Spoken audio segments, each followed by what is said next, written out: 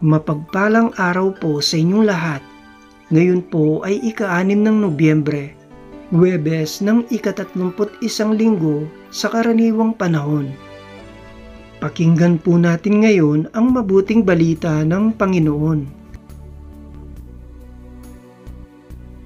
Pagbasa mula sa sulat ni Apostol San Pablo sa mga taga-Roma.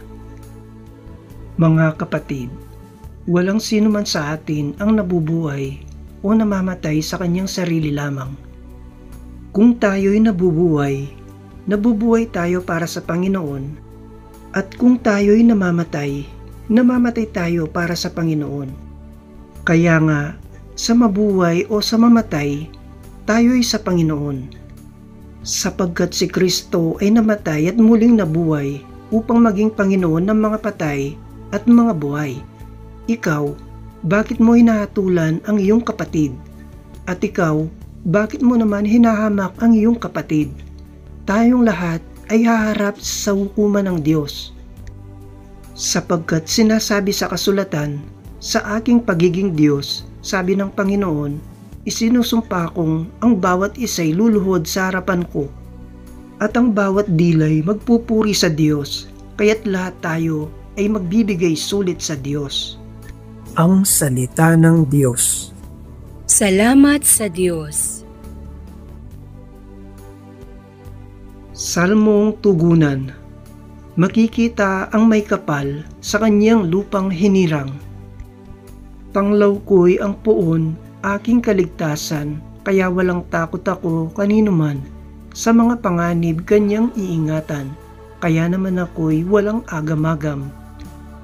Makikita ang may kapal sa kanyang lupang hinirang. Isang bagay lamang ang aking mithiin, isang bagay itong sa poon hiniling.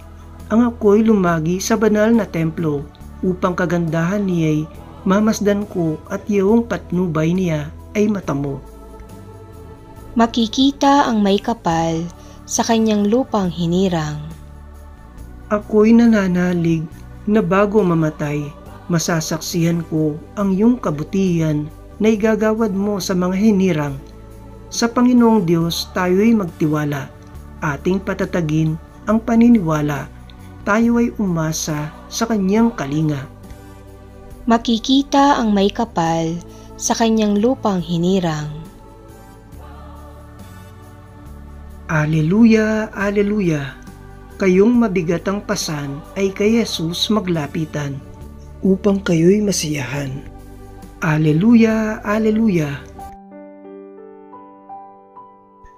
Ang mabuting balita ng Panginoon ayon kay San Lucas. Noong panahong iyon, ang mga publikano at ang mga makasalanan ay nagsisilapit upang makinig kay Jesus. Nagbulong-bulungan ang mga Pariseo at ang mga eskriba. Ang sabi nila, ang taong ito'y nakikisalamuha sa mga makasalanan at nakikisalo sa kanila. Kaya't sinabi sa kanila ni Jesus ang talinghagang ito, kung ang sino man sa inyo ay may 100 tupa at mawala ang isa, ano ang gagawin niya? Iiwan ang 99 sa ilang at hahanapin ang nawawala hanggang sa matagpuan, hindi ba? Kapag nasumpungan na'y, masaya niyang papasanin ito.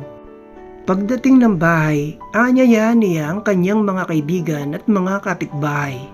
Sasabihin niya, makipagsaya kayo sa akin, sapagkat nasumpungan ko sa wakas ang tupa kong nawawala. Sinasabi ko sa inyo, magkakaroon ng higit na kagalakan sa langit dahil sa isang makasalanang nagsisisit, tumatalikod sa kanyang kasalanan, kaysa 99 na matuwid na hindi nangangailangang magsisi. O kaya, kung ang isang babae ay may 10 salaping pilak at mawala ang isa, ano ang gagawin niya? Sisindihan niya ang ilaw, wawalisin ang bahay at hahanaping mabuti hanggang sa masumpungan nito, hindi ba? Kapag nasumpungan na ito, ay aanyayahan niya ang kanyang mga kaibigan at mga kapitbahay. Sasabihin niya, makipagsaya kayo sa akin, sapagkat nasumpungan ko sa wakas ang nawala kong salaping pilak. Sinasabi ko sa inyo, gayon din ang kagalakan ng mga anghel ng Diyos dahil sa isang makasalanang nagsisit tumalikod sa kanyang kasalanan.